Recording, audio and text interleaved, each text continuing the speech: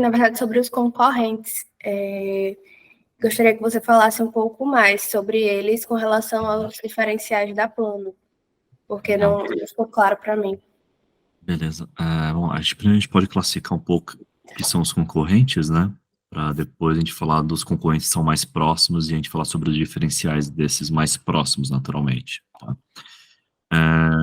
Para a parte até de análise ali, né, de investidores, enfim, muitos acabam olhando concorrentes até, eventualmente, bancos, influenciadores. Eu diria que são concorrentes mais distantes, influenciadores que falam sobre o assunto, bancos que colocam conteúdo ou futures sobre esse nosso assunto de educação e saúde financeira.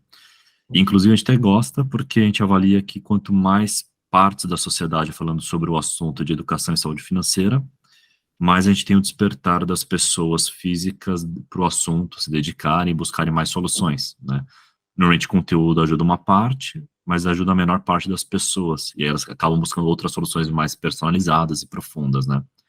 Aí, já aproximando já de concorrentes mais próximos de nós, né, startups, soluções, né, a gente coloca que existem talvez duas categorias, uma de mais soluções só com tecnologia, né, o exemplo de, que até está no nosso deck lá, né, Finary, vou escrever os nomes aqui ao lado, tá, para facilitar para você. Uma startup chamada Finario, tem uma outra chamada Flourish, tem um app chamado Mobiles, talvez vocês conheçam, né, e o Organize. Tá? Todos esses quatro aqui são startups. A Finary e Flourish são dois concorrentes já mais próximos ao nosso tamanho, que eles endereçam mais o mercado B2B, tá? A solução deles. Então, eles entregam uma programação de planejamento financeiro pessoal voltado ao mercado B2B. Mobs e Organize, eles se dedicam até então mais ao mercado B2C, né? A Mobs e Organize, eu diria que eles têm um faturamento até um pouco maior que o nosso. Finary e Flourish um pouco menor, né, nesse sentido, né? Bom, quando a gente pensa em diferenciais em relação a esses quatro, né, esses quatro concorrentes startups com tecnologia, depois eu falo da categoria com menos tecnologia, né? Eu diria que o nosso principal diferencial, eu diria que são em duas etapas, né? A primeira, a gente consegue cumprir para o usuário final uma experiência melhor de onboarding, onde a gente consegue coletar mais dados ali e dar uma melhor visão do planejamento do orçamento da família. Em palavras mais simples, significa o quê? A gente consegue ter mais acesso a dados do usuário e mostrar para ele uma realidade mais verdadeira para ele das finanças pessoais dele. Enquanto os demais ficam mais em conexão de contas, normalmente, somente. A gente faz conexão de contas, mais chatbot, enfim, né? E aí isso faz o usuário se engajar mais, se reconhecer mais, e nós conseguimos, desse modo, ter mais tarefas assertivas para a família, melhorar a saúde financeira dele, mudar hábitos, enfim, né? Acho que esse é o principal ponto diferencial para o usuário final mesmo, né? A gente teve bem mais ao lado do usuário final, né, nesses anos. Quando a gente pensa em B2B, esse mesmo trabalho nosso com o usuário final tendo mais engajamento, a gente consegue ter mais acesso a dados qualificados, a um usuário mais engajado, e por consequência, esses dados e o usuário mais qualificado nos permite ter mais negócios com o mercado B2B, na nossa avaliação. Ter dados mais qualificados, então a gente consegue criar uma barreira maior de entrada através de dados e de engajamento do usuário. Bem? Ainda falando sobre concorrentes, né, o pessoal que usa mais ser humano, tem um outro formato de solução para a saúde financeira, que concorre com a gente pelo mesmo mercado, eu diria, que são menos tecnologia, eles usam plataformas, mas eles colocam mais seres humanos, planejadores financeiros, educadores financeiros, para apoiar o usuário. É interessante, até a gente usa isso em partes, né, no RH a gente tem educadores financeiros que nos apoiam, né, por exemplo, a gente gosta dessa ideia porque ela produz mais engajamento, o fator humano produz mais engajamento. Por outro lado, afeta a escalabilidade, né, isso, do usuário. E aí, o desafio que a Plano vem fazendo ao longo do tempo é, claro, tudo que a gente aprende com nossos educadores, transformar isso em tecnologia, aumentar a escalabilidade, mas ao mesmo tempo equilibrando com a não perda do engajamento. Tá? Bom, acho que de modo geral é isso, né? Obrigada. Continuando nesse ponto, nas redes sociais de vocês, né, principalmente nos sites, fala, a gente tem 40 consultores, tem um personal trainer enfim, de finanças e tal. Aí você falou agora em escalabilidade, né, e tecnologia. Você pode falar mais sobre isso? Como é a tecnologia de vocês? Legal. Lembrando, né, a gente divide em 3 frentes de trabalho comerciais, né? aquele que a gente chama de B2B inovação, que é com bancos, seguradoras, Serasa Experian, por exemplo, é exclusivamente tecnologia. Quando tem B2C, hoje a gente tem tentado validar muito esse produto usando o ser humano apoiando. Só o motivo é que a gente considera o B2C para a gente um laboratório. Quanto mais a gente aprende com nossos planejadores, educadores, como atender o usuário, mais a gente consegue produzir novas features de programação para a plataforma e torna mais escalável isso. Ou seja, quanto mais tarefas o educador passa, o usuário aceita, mais a gente transforma isso em algoritmo para dar tarefas via algoritmo, né? Via programação nesse caminho, né? Então a gente entende que com o tempo, assim, quanto mais, a gente tem que fazer maior trabalho de custom dev, né? Colocar o usuário no centro e transformar isso em aprendizado para a gente aumentar a eficiência da tecnologia, o processo da tecnologia, né? Nesse sentido. O B2C para a gente é bem exploratório, a gente gosta de testar, né, os produtos para ver como que eles se comportam, né? E o que a gente está testando hoje é esse que você enxerga, né? Como você entra pela visão do B2C, muitas vezes para olhar a gente, né? A gente está testando muito com o planejador para ver como se comporta isso.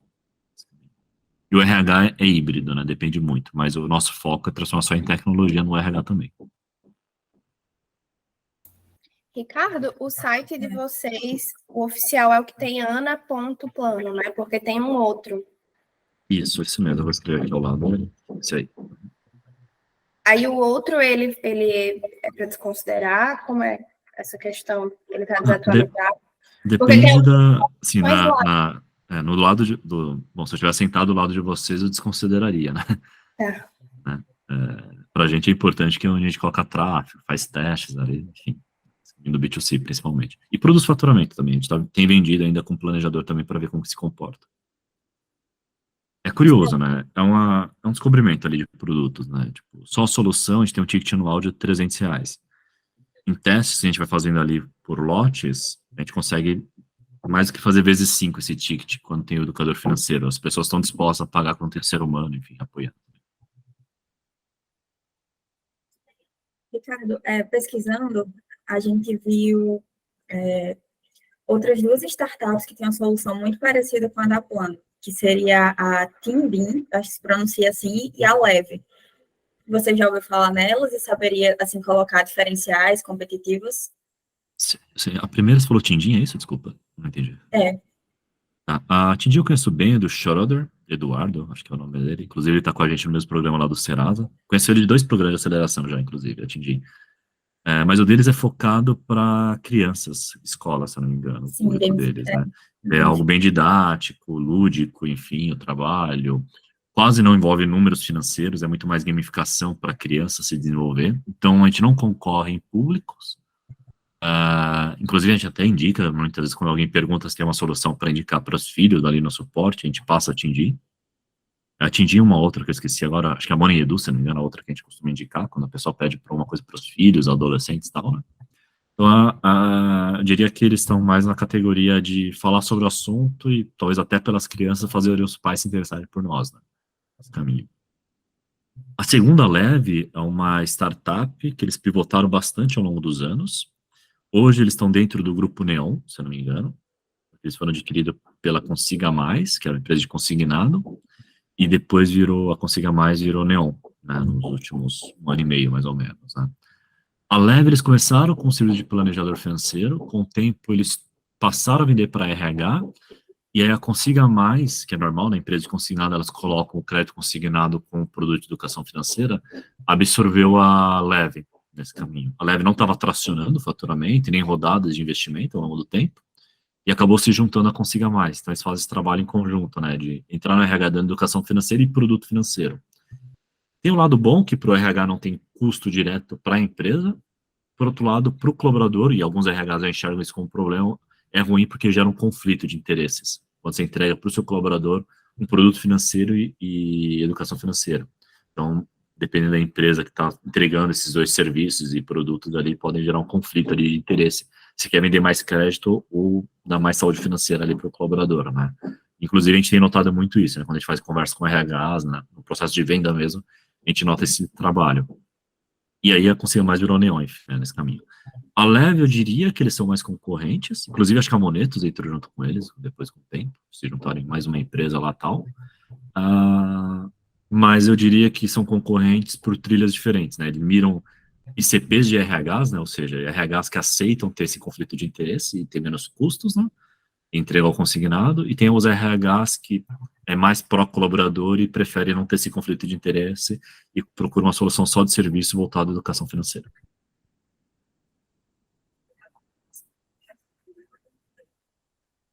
Ricardo, você saberia falar o que o mercado oferecia antes da Plano? Assim, bancos, esses influenciadores que você citou, o que de fato eles faziam, assim... Tem bastante coisa, né? Eu nunca parei para fazer um... Essa pergunta de Pri, que nós somos do mesmo grupo. Ah, tá. É só para ficar uma ideia só. Tipo assim, quando vocês idealizaram a Plano, né? Vocês são 3 sócios atualmente, né? Acho que 2 founders. Quando vocês idealizaram a Plano, qual era o problema, assim, que vocês tinham em mente? E, tipo assim, vocês olhavam para o mercado e diziam, nossa, isso aqui não tem no mercado. A gente tem que resolver essa dor com a nossa startup, né? Então... Entendi. Não, então vou responder em 2 partes. Vou responder primeiro a Ana, depois eu volto para a sua, tá, Priscila? Sim, é um problema normal em países em desenvolvimento, a questão de saúde financeira, é normal, né? País em desenvolvimento tem uma questão que começa a entrar crédito dentro do país, e, enfim, por vários motivos, né? Regulamentação, cultural, educação, enfim, várias coisas, as pessoas precisam aprender a lidar com o crédito, né? E é isso que o Brasil viveu nos últimos 15, 20 anos, a entrada de muito crédito, conforme foi controlada a inflação do país, para uma série de histórias, assim. E a educação financeira educação e saúde financeira fica muito explícito o tamanho do problema, né, que começa a acontecer. As pessoas acabam pagando muito mais juros e pouco se desenvolvem a sociedade, né. Ou seja, as famílias ficam pagando juros e pouco investem na própria educação, saúde, lazer, enfim, outras coisas que elas deveriam gastar, né, ao longo do tempo. Então, quando a gente começou isso, né, eu já tinha vendido 2 empresas na época, uma agência de marketing digital e uma rede de varejo, já tinha realizado isso. E o Zé, que é meu colega de escola do ensino médio, né, inclusive, a gente tem até histórias em comum, né, sobre o propósito nesse sentido.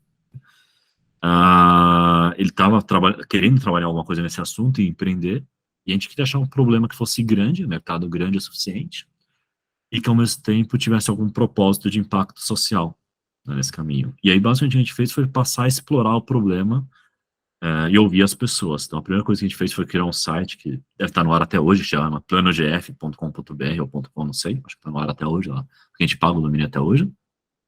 E basicamente a ideia era fazer um trabalho free, onde a gente ouvia as pessoas e tentava ajudá-las com planilha, ali, se organizar, passando tarefas, que é o básico da nossa metodologia mesmo, né, gerar planejamento e dar tarefas, né, nesse caminho. E aí, na mesma época, né, já começando a responder um pouquinho mais a Pri, né, sobre isso, quando a gente olhava para o mercado, no começo ali estava o começo dos influenciadores, então era interessante que a gente via que os grandes influenciadores, que também são os grandes de hoje, ainda assim, tirando os de moda, claro, e lifestyle, né, está relacionado a finanças pessoais, quando a gente fala de educação, né, hoje. Então, é explícito que existe um grande problema sobre isso. Quando a gente enxerga números do Serasa, que mostra que 2/3 das famílias estão negativadas e 90% das pessoas não salvam dinheiro. Quando a gente olha um país que o juros é alto, a gente sabe que é um problema grande. Um problema grande tem uma oportunidade de mercado grande ali nisso. E ainda voltando mais para a resposta para a Pri, a gente via coisas muito genéricas, ou seja, nunca personalizadas, que tentavam resolver o problema, né? Seja conteúdos dentro de bancos, livros, que parte das pessoas que são autodidatas conseguem se resolver isso, e outra parte considerável não, né, nesse caminho, porque achou que o caminho seria uma solução mais personalizada, e na medida do possível com o máximo de tecnologia nesse caminho, né. Mas eu acho que é um desafio gradativo esse de sociedade. O brasileiro está aprendendo a cada geração a lidar melhor com dinheiro.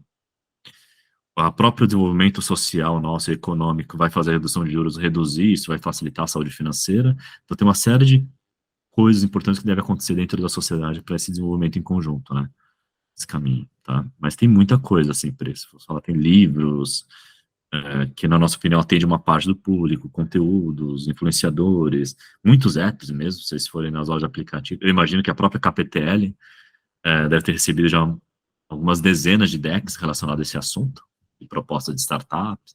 E a Bolsa Olívia, né, tiveram bases de usuários aos milhões também, né, foram concorrentes que foram adquiridos também, né, ao longo do tempo. Mas eu acho que a dor é tão grande que tem muito mercado para muita gente, né, então, sei lá, para Plano, para Tindim, para Leve, para Guia Bolsa Olívia que foram adquiridos, para influenciadores, é muito grande esse mercado. Pronto. nesse ponto, né? Você falou que o mercado é tão grande que tem mercado para todo mundo, né?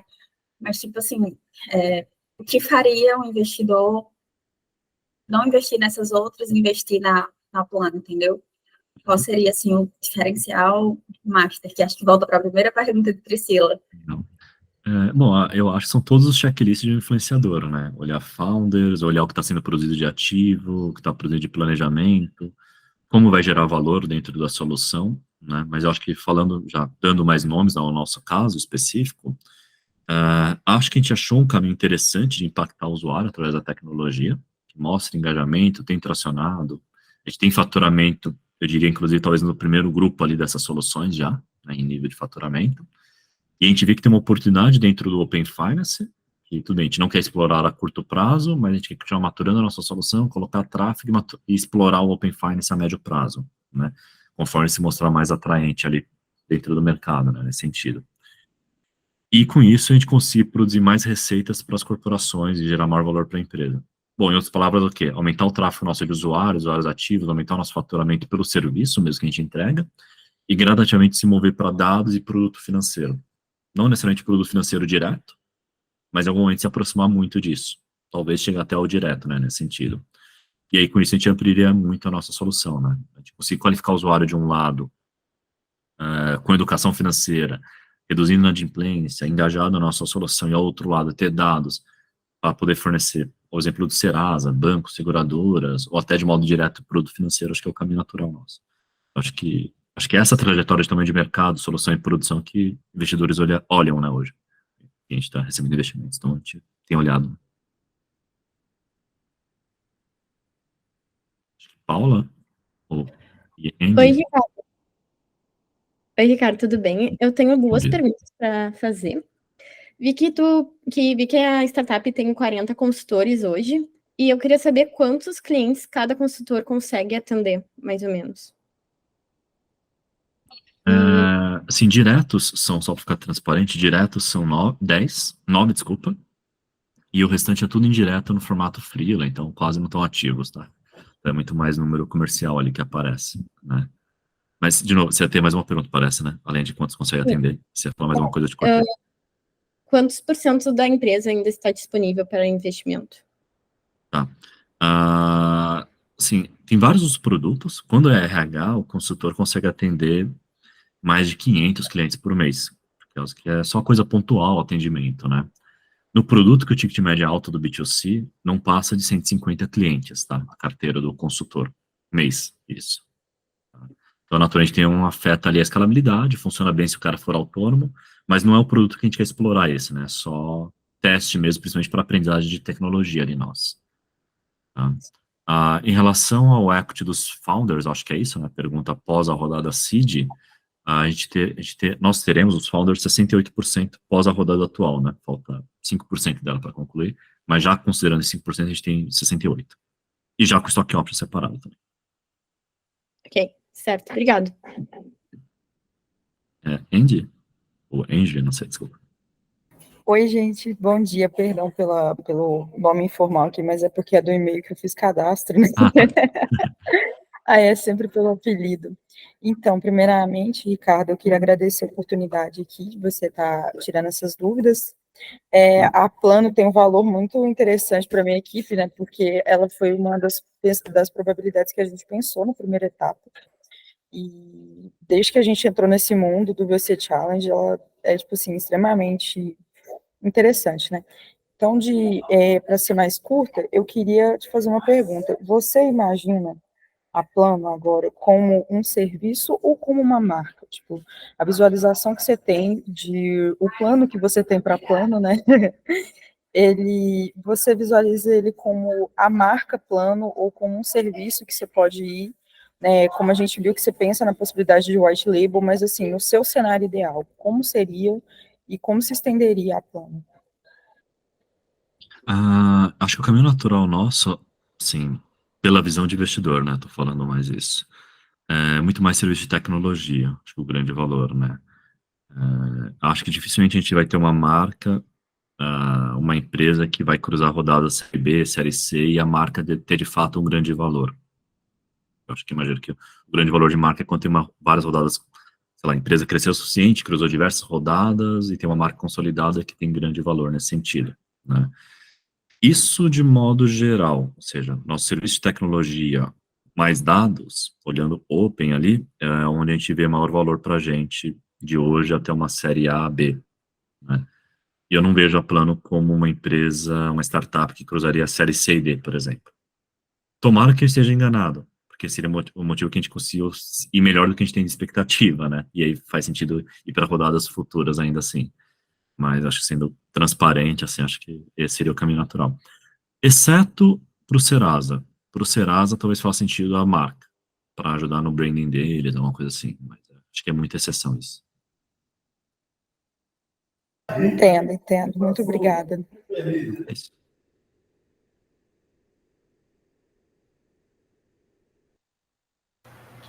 Ricardo, falando um pouquinho de números, cadê? Aqui.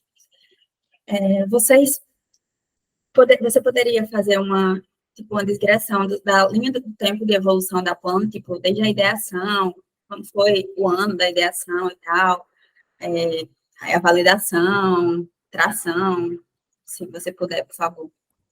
Posso sim. A gente está completando o 4º ano, aproximadamente agora, né? No final desse ano, início do próximo. O primeiro ano foi 150 mil, o segundo foi faturamento anual, tá isso? 150 mil. Depois o segundo ano foi aproximadamente 420. O terceiro, ano passado, foi perto de 1 milhão. E esse ano deve ser perto de 3 milhões o faturamento, deve ficar. A gente está indo num ritmo ali de 2 a 3, né? Deu uma pequena desacelerada nos últimos meses por causa do atraso da rodada de investimento. E a ideia para o ano que vem é fazer algo perto de 6, dobrar. No caso, desde quando vocês estão em expansão? Tipo, desde a fundação? Assim, desde o início a gente conseguiu fazer faturamento. Primeiro 1 ano e meio foi quase sem códigos. Foi para a gente serviço ali, muita bagunça, né? Na verdade, tinha muita bagunça dentro da startup, né? E aí o código ele começa a existir tem 2 anos atrás, né? Então a gente, de um modo ou de outro, a gente consegue ir tracionando, né? A gente vai mantendo um ritmo. Não é aquele multiplicação de vezes 7 no mesmo ano de faturamento, mas por outro lado também a gente não cresce só 50% em um ano, né? Então a gente vai dando esse ritmo de crescimento. Agora tudo bem, é um novo desafio, na verdade. Agora a gente tem uma atração sobre o mercado B2B para o ano que vem previsto. E ainda eu diria que a gente está nos passos intermediários do PMF, né, do Product Market Fit. Então é um outro desafio que a gente tem ali, e aí aproveitar e maturar a parte de dados. Por isso que eu comentei que o Open é mais 6 meses para frente, 9 meses as validações mais relevantes.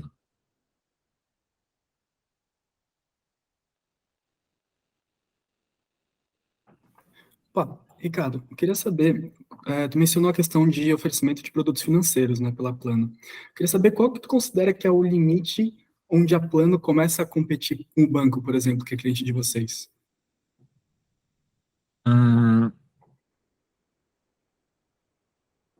É complexa essa.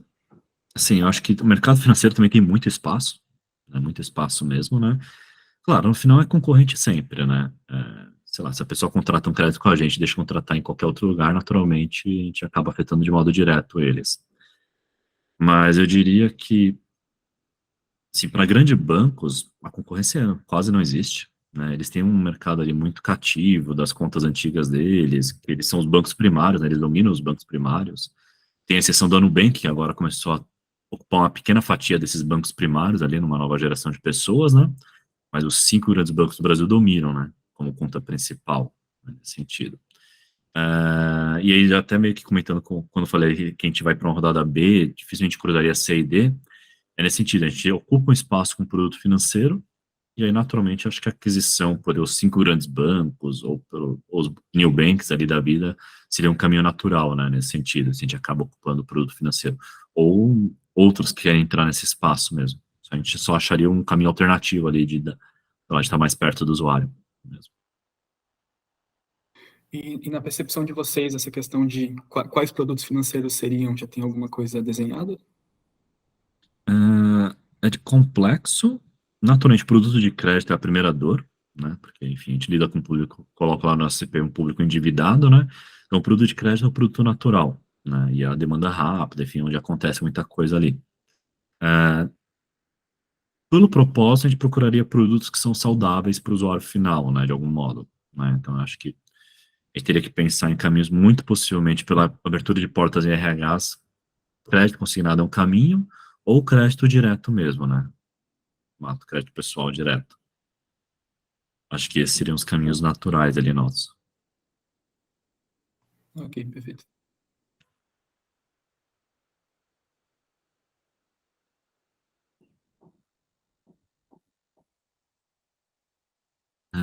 Se eu entendi bem, Andy, a pergunta, Ricardo, você pensa numa possibilidade de impacto de mercado ideal?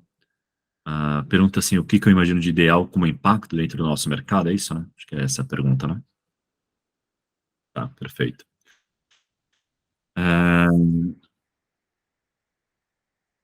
Tem alguns indicadores que eu gosto muito, que é, assim, na média, o nosso público, quando a gente olha ali a média dele, né, sem olhar o indivíduo, né, por questão de LGPD, mas olhando o grupo, a gente vê que as famílias têm um endividamento sempre entre 35% a 40% do orçamento, ou seja, uma família que, por exemplo, receita, claro, vou falar um número só redondo, né, baixo, mas redondo para facilitar, mas receita R$ 1.000, né, tem de salário R$ 1.000, de 350 a 400 reais é a dívida da família. E, consequentemente, a diferença de 650 a 600 reais é o que sobra para ela ter os gastos fixos, investir em educação, consumo, enfim. Claro, tentei transformar esse percentual mais para uma média que é de 5 a 8 mil reais na renda familiar, normalmente, no mês. Tal. Então, o impacto interessante é reduzir o endividamento, eu acho. Acho que as famílias ainda têm endividamentos muito ruins dentro ali do orçamento e tem uma inércia de contratar endividamento de modo recorrente. Ou seja, as pessoas não entram em endividamento já pensando que vão sair daquele momento. Elas simplesmente convivem com o endividamento ao longo de anos, né? E, naturalmente, dentro do endividamento tem juros ali que a pessoa só simplesmente está pagando juros pelo custo do capital ao longo do tempo. Eu acho que a redução desse endividamento do orçamento da família é um ponto-chave de impacto. Ou seja, esses 350 400 reais sendo libertos para investir em educação, lazer, claro, na proporção que eu comentei maior, né? Em outros caminhos, é o que dá para as famílias o poder de se desenvolverem, ela e as próximas gerações da família, né, nesse sentido. Então, o impacto-chave para a gente é reduzir endividamento, ou seja, passa pela pessoa se planejar, mudar hábito, entender de produtos financeiros, ter acesso a um bom produto financeiro, reduzir endividamento, e aí, por consequência, ela pode investir melhor nela e na família, né? E isso impacta a geração atual e as futuras da família nesse sentido. Acho que esse é um ponto-chave, reduzir endividamento para, então, o que é o espaço das dívidas tornar espaço para investimentos dentro do orçamento da família. E aí, com investimentos, claro que ela passa a correr pelo... Tem dois grandes ganhos, eu diria, né? Um é o óbvio, né? Ter ativo dentro da família, ter produção de capital via capital, salvar, reserva de emergência, natural. E tem o outro pelo ganho social, que mais investidores colocam dinheiro mais barato para dentro do mercado, né? Isso. E é o que acontece em países desenvolvidos, né? Ele tem um equilíbrio muito maior entre poupadores e tomadores de crédito. Quanto mais poupadores a gente tem, mais dinheiro barato a gente tem para investir dentro do país, né? Nesse caminho. Então, acho que esse é o impacto mais do ponto de vista social, né? Que acontece. Mas é isso, o ponto-chave é isso, a redução de endividamento, tá? Respondendo. Ricardo, ainda sobre números, né? Vocês têm um total payment volume bem definido ou não, já que vocês não lidam diretamente com transações financeiras? Se a gente tem qual número definido, desculpa? Acho que chama TPV, o índice para, tipo, dizer quantas transações financeiras já foram, entendeu? Feitas por meio da solução, da plataforma. Entendi. Geralmente ela é utilizada mais assim em fintechs e tal, mas eu não sei se vocês Não é teriam. o nosso caso, porque a gente não está integrado a nenhuma transação financeira direta na nossa solução. Inclusive, é uma feature que o pessoal está trabalhando agora nisso, que é meio ter iniciação de pagamento por dentro da nossa solução, para eventualmente a gente testar receitas via transação. Mas é um pequeno teste que a gente está fazendo ali. Não é prioridade agora, mas é um módulo que eles estão montando só porque surgiu uma oportunidade mesmo, né, por uma demanda específica ali. Então, a gente não tem esse indicador de modo válido, né, em resumo. O que a gente tem é todos os nossos usuários, o quanto que eles fazem de transações financeiras, não por nossa plataforma, mas o quanto eles fazem no dia a dia deles, quanto que eles consomem, né, que é a parte dos dados conectados do Open Finance ali, basicamente, nós temos. Mas eu não vou saber responder agora de cabeça isso. Essa seria a minha segunda pergunta, tipo, se vocês têm esses indicadores de, tipo, para quanta, assim, de receita para cada solução. A solução B2B para RH gera tanto de receita. Você tem esse número? Eu não tenho esse número de, assim, o que eu tenho, se eu entendi bem a pergunta, olhando o clã dos usuários finais, né, dentro de RH, a gente tem um número, mas eu não tenho de cabeça o quanto que eles têm de receitas, quanto que eles se movimentam. A gente tem acesso a isso, por outro lado, eu não tenho de cabeça essas informações, né? Por outro lado, a outra pergunta é o quê? Quanto que o RH dá de faturamento para plano, é isso? Não, é tipo assim, vocês têm três soluções, né? Uma B2C e outras duas B2B, né?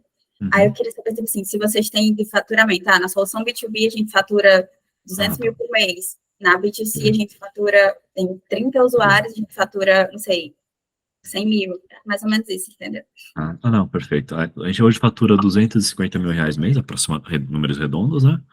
45% já é B2C, tá reduzindo, né? Já foi 100% e tá reduzindo rápido, né? Com a subida do B2B. Por volta ali de 130, 135 mil é B2C. E o restante 120 é B2C. E aí, do 130 restante, é praticamente metade entre RH e as grandes contas ali. 65 cada, mais ou menos. Entre RHs. Hoje, de RH, são 14 RHs ativos. São esses números. Então, tá. Em resumo, sei lá, dá para arredondar 45 e os 55 restantes, meio a meio entre RH e inovação. Eu ia perguntar sobre a interface de vocês, porque depois que eu não passei das perguntas da Ana, né? E aí eu gostaria de saber como é que funciona a parte de cadastro de cartão, como é que essas tarefas chegam para o usuário, o que eles têm que fazer, como funciona assim de forma prática. Bom, é uma plataforma web ou app, né? O final ali do onboarding é que você cria um usuário e senha, e você tem um login para acessar a plataforma web ou app. Né? E aí dentro da plataforma, posso abrir uma versão dela aqui, deixa eu carregar ela aqui e já mostro para vocês. Dentro da plataforma tem algumas telas, dentre elas tem a conexão de contas, né, também. Deixa eu compartilhar a tela aqui, fica mais fácil, mais ilustrado. Ao final do onboard, né, o usuário cai numa tela principal, que é um resumo de tudo, né, onde tem uma visão planejada do orçamento, as previsões de consumo, as conexões de cartões, se ele já fez a conexão de cartão dentro do onboard, de conteúdos, o perfil dele, enfim. É mais um cockpit ali da visão de home dele. Aí parte para a nossa metodologia, né? Tem uma visão planejada do orçamento do usuário, abrir um usuário qualquer, que não sei qual que é, tá? Então tem uma visão planejada ali do que ele passou de receitas, gastos fixos, variáveis, ou do que a gente pegou de conexão de contas. A partir disso, a gente identifica o perfil do usuário. Então esse perfil de usuário que eu peguei aqui é um cara exceção, né? Que é o que sobra dinheiro. E aí ele tem as tarefas que a gente vai sugerindo para eles ali melhorarem a saúde financeira dele. A gente entende qual que é o objetivo dele durante o onboard e vai dando essas tarefas. Ele pode aceitar ou não, né? Conforme ele vai aceitando, as tarefas vão vindo para esse outro lado aqui, onde ele vai executar essas tarefas, basicamente. E aí ele vai ter, a solução vai acompanhando ele sobre essa execução. Conforme ele executa, ele atualiza o orçamento, muda lá a previsão do orçamento dele. A outra tela é para ele controlar o consumo. A gente entende que uma coisa é planejar e outra é controlar, né, o orçamento. E principalmente as pessoas se endividam pela falta de controle nos consumos, né? E aí com isso a gente consegue, então, dar uma tela de controle, uma de conexão de contas e outra de conteúdos. Basicamente fica dividido nessas 5 telas, né, que eu passei. Aqui é mais um suporte de WhatsApp, e ele pode fazer conexão de contas dele aqui, dentro dessa outra tela. Mas aqui é a versão web, né, então o usuário também pode usar uma versão app para isso, também, né. A gente tem alterado, e aí também pode ser white label ou não, né, e depende muito do canal que a gente está trabalhando, né, na solução sempre. Isso para o usuário é isso, né? A metodologia de planejar, dar tarefas, mudar hábito e controlar. Essa é a rotina que a gente quer apoiar o usuário ali, principalmente. Né? Legal, obrigada. Isso. Eu vou ler a pergunta aqui da Andy para todos. Andy, na modalidade, Ricardo, na modalidade em B2B2C, existe uma redução do custo? E também, é um valor fixo ou variável pela quantidade de usuários? Tá? No B2B2C RH, a gente cobra um valor para 100% da base, colaboradores da empresa, que é para atender o assunto de conteúdo, enfim, toda a parte que a gente vai distribuir de conteúdos, palestras, lives, mais a plataforma. Depende do tamanho do RH, então vai variar, então, sei lá, quanto mais vidas de colaboradores existir dentro do RH, menor o valor unitário ali que a gente vai cobrar. Mas na média fica de R$7 a R$8 ali por colaborador. São tickets ali de R$2.500 a R$3.500 mês ali, que a gente cobra fixo. E quando tem o educador financeiro, é um variável ali sobre demanda, que o RH paga para a gente, tá? Isso no formato RH. No formato de inovação, a gente cobra por manutenção da plataforma e esse é um valor variável sobre o usuário ativo. Normalmente é casa de dezenas de centavos ali, 80, 70 centavos, basicamente. Tá? Então, esses são os dois formatos que a gente faz no BBC.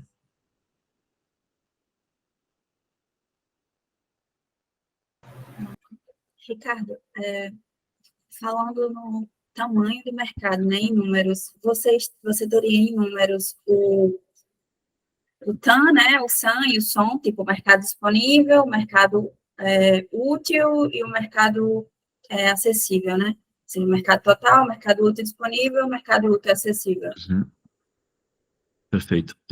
Temos, o formato de cálculo foi duas bases, né? Principalmente a base do Serasa, né, que fala sobre endividamento, e depois a gente fez um corte sobre o nosso ICP, né, idade, público endividado, enfim, renda, né, então a gente foi fazendo alguns cortes. A gente só tem, na verdade, o amplo e o nosso, a gente pulou o intermediário, né, o amplo, a gente entende que existe um mercado de 15 bi reais anual, né, e a gente, dentro do nosso planejamento, a gente pretende endereçar daqui 4 anos, por volta de 1% disso. Desculpa, 1,5% acima de 200 milhões de reais. Que gostaria de endereçar de faturamento, né? Que dá 5 anos, se não me engano, para frente. Obrigada. Já que não tem outra pergunta, vou emendar aqui. Na última reunião, você falou de equity, né? Você falou que os founders ainda têm 69%. E o resto deve estar com anjos, né, tal, investidores. Quanto é o seu equity, quanto é o equity dos seus outros dois sócios, em porcentagem? Já vai entrar um quarto founder, né, que vai liderar a parte comercial, acho que eu comentei, né, ele vendeu uma startup recentemente, vai liderar a nossa parte comercial B2B2C, né, tal. Desses 69%, dá para ficar mais fácil explicar assim, divide em 5 partes, se eu não me engano vai dar algo perto de 12 esse número, né, isso, por volta de 12, eu tenho 2/5 e os demais têm 1/5, outros 3.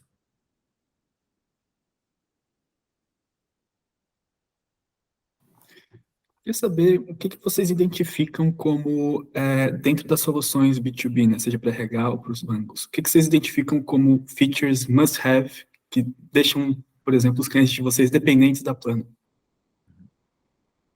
O do RH é muito parecido ao usuário final, B2C, ou seja, o que eu mostrei agora há pouco mesmo, né? Porque o RH não está muito, ele tá mais interessado em impactar o colaborador deles, né? Principalmente dar o planejamento e dar tarefas para o usuário e controle via conexão de contas, né? E apoiar via conteúdos, né? O RH, a única coisa que ele tem diferente, ele tem um Power BI Analytics que ele consegue acompanhar o engajamento e o impacto sobre os colaboradores, né? Sem identificar, claro, o indivíduo, olhando o público de modo geral, né? Eles vão conseguir identificar para saber se de fato o pessoal está usando ou não, se faz sentido, né? Manter ali o benefício. Né? Quando a gente fala de bancos, seguradoras, né? Ali no que a gente chama de inovação, né? Depende muito do que eles querem. Claro, a primeira coisa que eles querem é engajamento do usuário, que aí passa pelo mesmo caminho do B2C, do B2B2C, do RH também, mas principalmente o que eles querem ali é ativar alguma coisa, ou tornar o usuário mais ativo dentro da plataforma deles, ou ativar via dados algum produto financeiro, ou dar mais dados para o time de CRM ali das empresas, né, o pessoal que faz o Customer Relationship ali, Manager e tal. Então é muito mais a parte de dados, normalmente, que está envolvida, e por consequência produto financeiro, né, e aí, claro, tem algumas situações ali de inovação que eles pedem para a gente adicionar coisas personalizadas, mas é de acordo com a estratégia do que eles querem ativar de produtos, né? São conteúdos, tarefas, alguma coisa assim. Rola. Beleza, obrigado.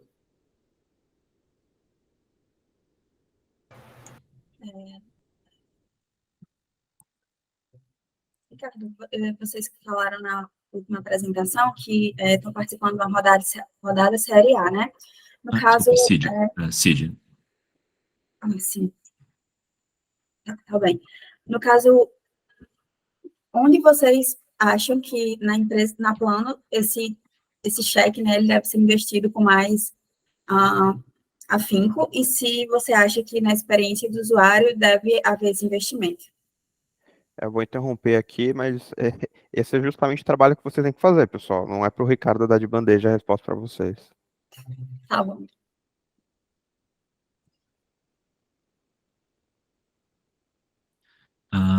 Tem uma pergunta aqui ao lado no chat.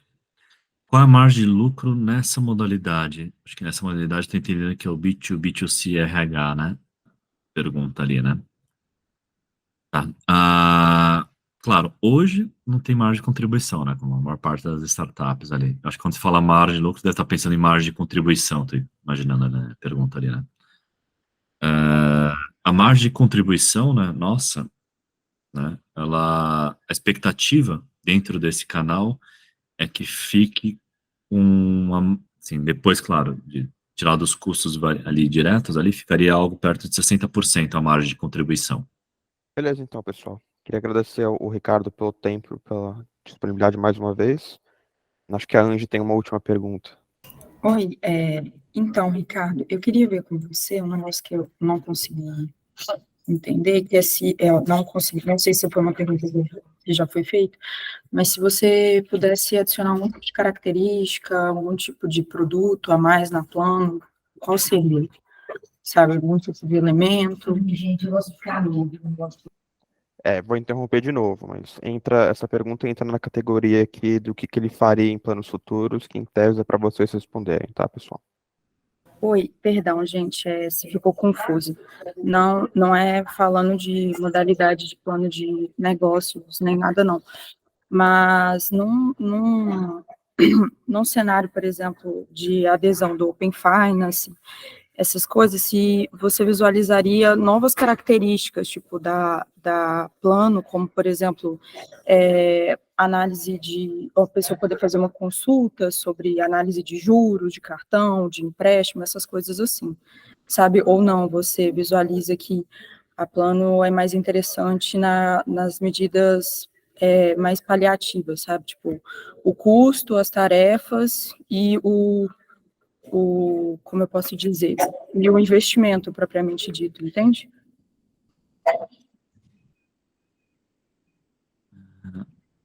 Se eu entendi bem, sim, a resposta é sim, pelo primeiro caminho ali.